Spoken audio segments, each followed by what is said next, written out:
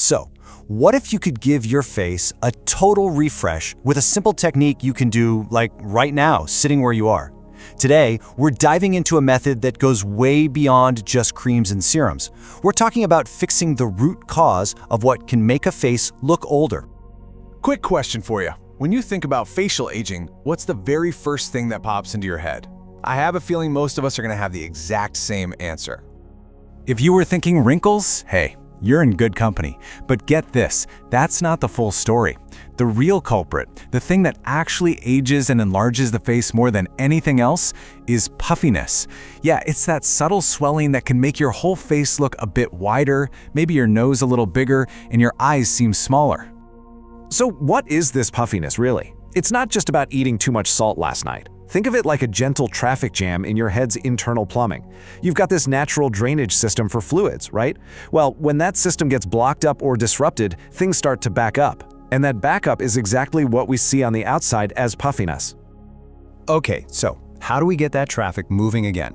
Well, let's start with the absolute foundation for tackling facial swelling. This is the cheekbone drainage technique. All right, let's walk through this.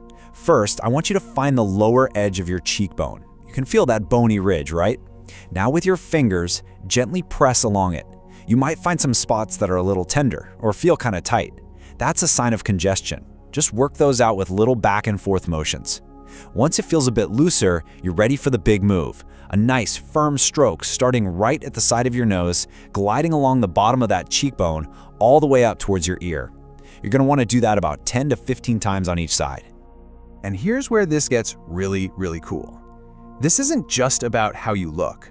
That puffiness on your face can actually be a sign that the fluid drainage from your whole head, and yep, even your brain, isn't working as well as it should be.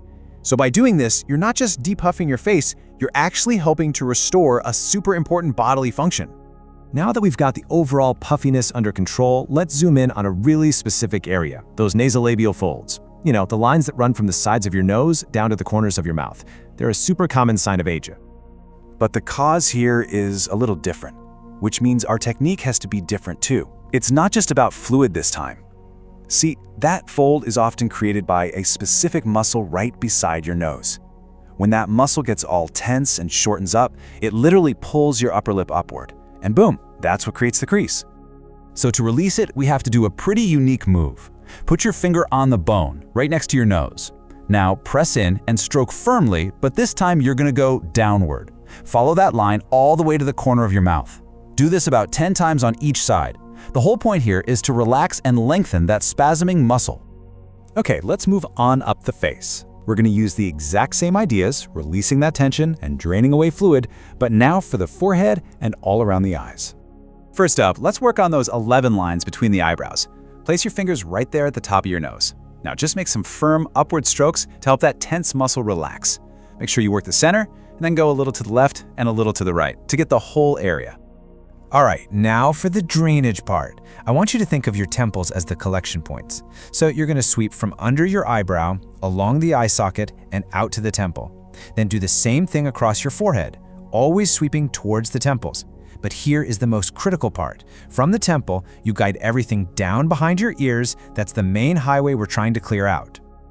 We've covered the middle and the top of the face, so let's finish this massage strong by sculpting the lower face and getting that jawline looking more defined. And this follows the exact same logic. Find the bottom edge of your jawbone. Now make a firm stroking movement right along that bone, going from your chin up towards your ear. And to finish the job, you're going to guide all that fluid up to the temple, and then, you guessed it, finish with that all-important downward stroke behind the ear to clear the whole pathway. You know, this really brings us back to the big picture. This whole routine, it's about so much more than just looking good. Improving this fluid outflow can actually improve blood circulation to the brain, which might even help with things like memory. It can also reduce internal swelling in your sinuses, which could lead to you breathing a whole lot easier. It's pretty amazing. So we've got all these incredible techniques. The crucial question is, how do we take all this and turn it into a simple, effective ritual that you'll actually stick with? And the magic number I want you to remember is just 1. That's it. You only need to do this entire powerful routine once a day to really see and feel the results.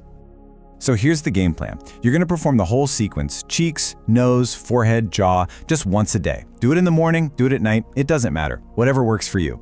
Pro tip, use a little cream or oil so your fingers can glide nice and smoothly. But the real secret, the absolute key to making this work, is consistency. You've gotta make it a habit. So, we've spent all this time talking about relaxing tension and improving drainage. But I want to leave you with one final, fascinating thought. What if, beyond just relaxing these muscles, you could actually train them? Like you train your biceps at the gym? Could you train your facial muscles? It just opens up a whole new world of possibilities for facial health, doesn't it?